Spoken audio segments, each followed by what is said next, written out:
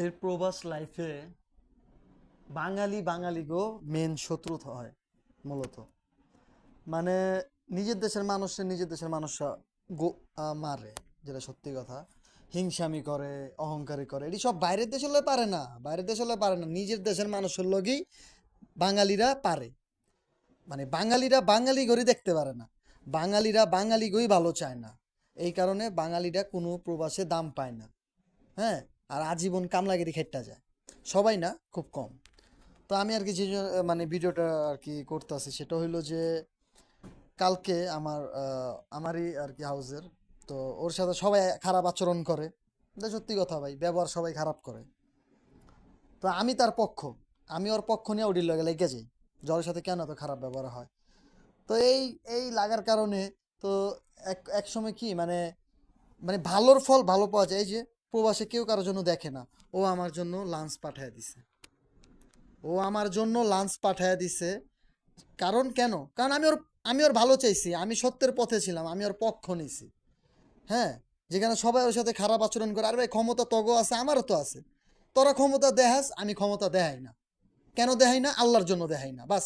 কথায় নিশেষ। আর তোরা ক্ষমতা দেখাস, তোরা আজীবন মানুষের কামলাগিরি খেটটা যাবি, ছোট এই থাকবি। এটা আমার কথা না, এটা আল্লাহরই কথা। আর যারা বিনয় হয়ে থাকতে পারবো, তারাই একসময় বড় হইব, তাদের আন্ডারে অনেক মানুষ কাজ করব। এটা বাস্তব। তো যাই হোক, কারণ আমি কিছু বলার নাই, আমি যে আজকের এই কথাগুলো ভিডিওটা বানানোর উদ্দেশ্য হলো এরকম প্রবাসে অনেক আছে, অনেক, সব বেশিরভাগই আছে। প্রত্যেকটা হাউজে আছে, প্রত্যেকটা শপে আছে, প্রত্যেকটা জায়গায় আছে এই প্রবাসী কাহিনী। তাই আর কি আমার ভিডিওটা করার কারণ যে ভাই, তোমার ক্ষমতা আছে, তুমি ক্ষমতাটা দেখাও না। তাতে কি, তুমি এই যে ভালোবাসা পাইবে। আমার জন্য খাবার আনছে, এটা শুধু ভালোবাসা না। আর ভাই তার মন থেকে আনছে, তার মনের দোয়া আছে, সব কিছু দোয়া তো করছেই, খাবারও নিয়ে আইছে। মানে ভালোর প্রতিদান ভালো পাবা, এখানেও পাবা, আখিরাতেও পাবা।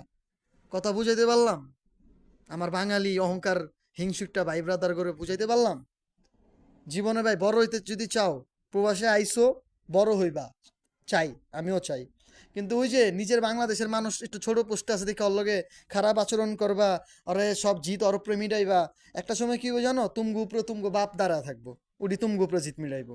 এটা মাথায় রাখবার, সবসময় আজীবন কামলাগিরি খেটটা যাইতে হইব যদি এরকম হইয়া থাকো।